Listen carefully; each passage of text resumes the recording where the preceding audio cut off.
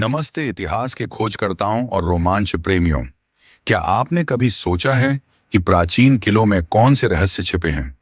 आज हम जम्मू, भारत के दिल में गोता लगाएंगे, दो महान भाइयों, राजा बहुलोचन और राजा जम्बू लोचन, और उस शक्तिशाली किले की आकर्षक कहानी जानने के लिए जो आज भी उनकी विरासत की रक्षा करता है।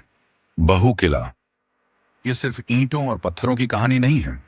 ये दूरदर्शिता, रणनीति और एक ऐसी किंवदंती के बारे में है जिसने एक पूरे शहर को आकार दिया। एक दूरदर्शी राजा की जिंदगी, एक अभेद्य किले के पीछे के तर्क और एक ऐसे साम्राज्य की अदम्य भावना को जानने के लिए तैयार हो जाइए जिसने समय को मात दी।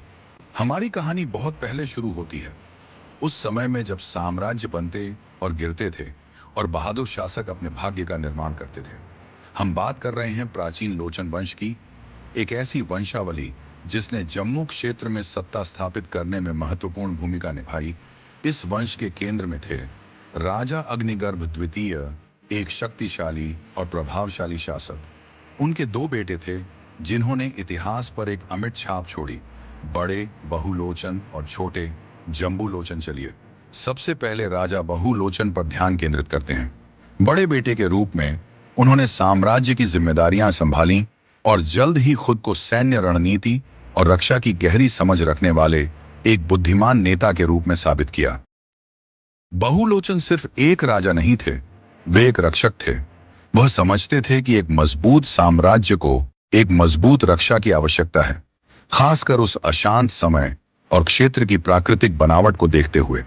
तवी नदी, जबकि जीवन का एक स्रोत थी, प्राकृतिक अवरोधक और रणनीतिक बिंदु भी बनाती थी। बहुलोचन की प्रतिभा एक विशेष स्थान को रक्षा के लिए बिल्कुल महत्वपूर्ण मानने में थी। उन्होंने तवी नदी के बाएं किनारे पर एक ऊंची पहाड़ी पर एक जगह चुनी और वहां उन्होंने एक ऐसे किले की कल्पना की जो सिर्फ एक महल नहीं बल्कि आक्रमणकारियों के खिलाफ एक अटल गढ़ होगा। दोस्तों, यही था बहु किले का जन्म। तो बहु किले को इतना रणनीतिक क्या बनाता था? आइए इसके निर्माण और स्थान के पीछे की बुद्धिमत्ता को समझते हैं। सबसे पहले ऊंचाई, एलिवेशन। तवी नदी के ऊपर ऊंचे स्थान पर स्थित यह किला आसपास के मैदानों और नदी घाटी का मनोरम दृश्य दिखाता था। कोई भी दुश्मन मीलों दूर से दिखाई दे जाता था, जिससे तैयारी के लिए पर्याप्त समय मिल जाता था। दूसरा, प्राकृतिक अवरोध, नेचुरल बैरियर्स। तवी नदी खुद एक तरफ एक दुर्जेय प्राकृतिक खाई के रूप में काम करती थी, जिससे सीधा हमला करना बेहद मुश्किल हो जाता था। पहाड़ी के दूसरी तरफ की खड़ी ढलानें अतिरिक्त सुरक्षा प्रदान करती थी। ऐसा लगता था मानो प्रकृति ने खुद इस किले को अभेद्य बनाने की साजिश रची हो। तीसरा, रक्षात्मक वास्तुकला, डिफेंसिव आर्किटेक्चर। किले को विशाल मोटी दीवारों से बनाया गया था, जिसे मजबूत बुर्जों और पहरेदार टॉवरों से और मजबूत किया गया था। इसका डिजाइन हमलावरों पर सुरक्षित स्थिति से तीर, पत्थर या बाद में तोप के गोले दागने की अनुमति देता था। प्रवेश द्वार आमतौर पर कई फाटकों और मोड़ों के साथ जटिल होते थे, जिन्हें आक्रमणकारियों को धीमा करने और रोक लगाने के लिए डिजाइन किया गया था। लेकिन कहानी बहुलोचन के साथ खत्म नहीं होती। दुखद रूप से बहुलोचन बिना किसी वारिस के युद्ध में मारे गए। तब उनके छोटे भाई राजा जम्बू लोचन सिंहासन पर बैठे। उन्हें साम्राज्य और उसका शक्तिशाली किला विरासत में मिला।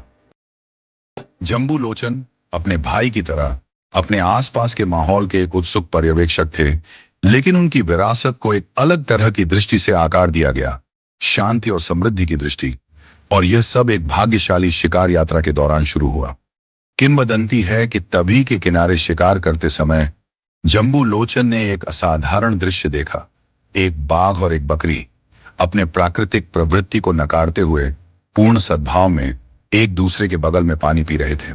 यह सिर्फ एक अजीब जानवर का सामना नहीं था, यह एक गहरा संकेत था। उनके मंत्रियों ने इसे एक दिव्य शगुन के रूप में समझा, जो एक अपार शांति के स्थान का संकेत था, जहां यहां तक कि शिकारी और शिकार भी अपनी शत्रुता को छोड़ सकते थे। बहुत प्रभावित होकर राजा जम्बू लोचन ने इस स्थान को पवित्र घोषित कर दिया। उन्होंने इसे शांति और सुकून की भूमि घोषित किया और वहां अपनी नई राजधानी स्थापित करने का फैसला किया। उन्होंने एक शहर के निर्माण का आदेश दिया, जिसका नाम उन्होंने अपने नाम पर जम्बूपुरा या जम्बू नगर रखा। यह शहर सदियों से विकसित होकर आधुनिक जम्मू बन गया। तो जबकि बहुलोचन ने शक्तिशाली किले के साथ जम्मू को इसकी रणनीतिक सुरक्षा दी, जम्बूलोचन ने इसे इसका दिल, इसका नाम और शांति का स्थायी प्रतीक दिया। भाइयों ने अपने अनूठे तरीकों से एक जीवंत और लचीले साम्राज्य की नींव रखी। हालांकि बहु किला समय में रुका नहीं। सदियों से इसे उत्तराधिकारी शासकों द्वारा कई नवीकरण और विस्तार मिले, विशेष रूप से डोगरा राजाओं द्वारा। आज आप जो वर्तमान संरचना देखते हैं, उसका श्रेय बहुत कुछ डोगरा वंश को जाता है, खासकर महाराजा गुलाब सिंह और उनके उत्तराधिकारियों को, जिन्होंने इसे और मजबूत और सुशोभित किया। आज बहु किला सिर्फ एक ऐतिहासिक स्मारक नहीं है, यह एक जीवित विरासत है।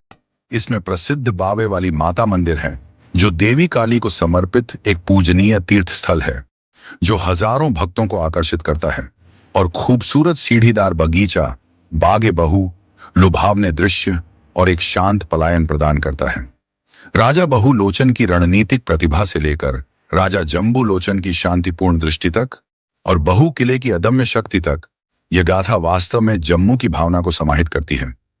यह हमें याद दिलाती है कि इतिहास सिर्फ तारीखें और नाम नहीं है, बल्कि मानवीय सरलता, दूरदर्शिता और कुछ स्थायी बनाने की इच्छा की कहानियां हैं। यदि आप कभी जम्मू जाते हैं, तो इन प्राचीन दीवारों से जरूर गुजरें और एक गौरवशाली अतीत की गूंज महसूस करें। बहुलोचन की रणनीतिक प्रतिभा के बारे में आप क्या सोचते हैं? हमें नीचे टिप्पणियों में बताएं।